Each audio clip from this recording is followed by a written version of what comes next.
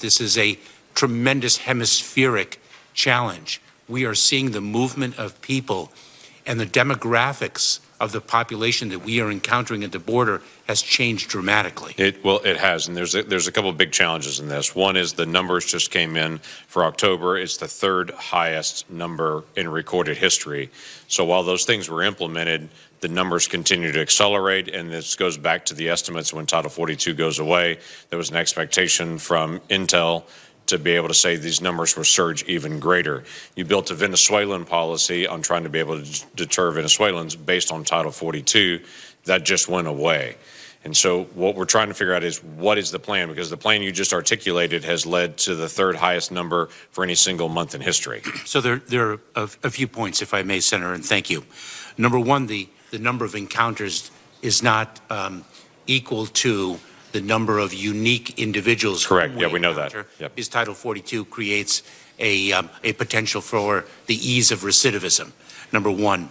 Number two, we're working with our partners to the south, with Mexico, with respect to the end of Title 42, and whether we will be able to continue our thus far successful program with respect to Venezuelan nationals and use our Title 8 authorities. But we also have other opportunities ahead of us, because as we sought to do earlier, and we will resume this effort, is an enhanced use of expedited removal, which is a Title 8 authority. So we're looking at our consequence regimes and how we can most effectively employ them. A lot of people counting on these numbers coming down, and they're not. They're going up, and they continue to be able to rise. And so while we're examining these things and looking at it, the numbers continue to rise on this with the end of Title 42 coming in 35 days. We expect it's going to accelerate even higher. There is an expectation that your department is going to change this number dramatically. Let me ask a point-blank question that's challenging on this. What percentage of the individuals that are encountered at our southern border do we know their criminal history from the country they're coming from? I'm not talking about if they have an American criminal history or they're on our terror watch list, that we know their criminal history of the country they're coming from.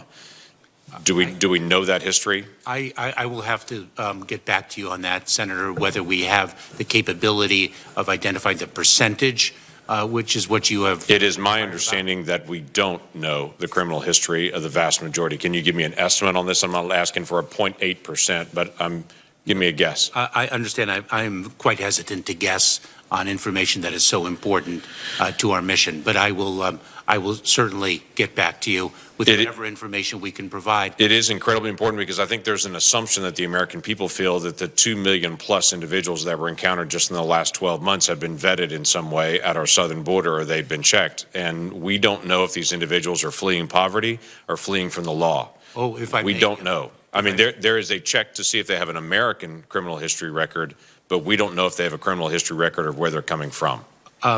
So as my colleagues here will attest as well, Senator, we conduct screening and vetting of individuals whom we encounter.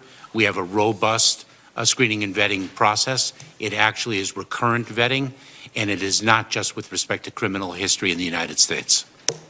I'd like to get in a good guess of how many people we know their criminal history when they come in then. As I mentioned, Senator, I'll get back to you and see if we have that data, and if so, I will certainly provide it to you. That would be great. Thank you. We have asked your team, and you and I have talked about it before, about the information for the MPP and the decision-making process for the Remain in Mexico policy on this. We asked about that for a while. We just recently got a letter back saying that there are no responsive documents that have been withheld. Basically, you have everything that we would have, but the implication then is the decision-making process of who qualifies for the MPP and who does not was left up to a case-by-case basis, and there are no guidance documents. I find that hard to believe, that there were no guidance documents given to anyone on your team anywhere along the border on how to be able to decide.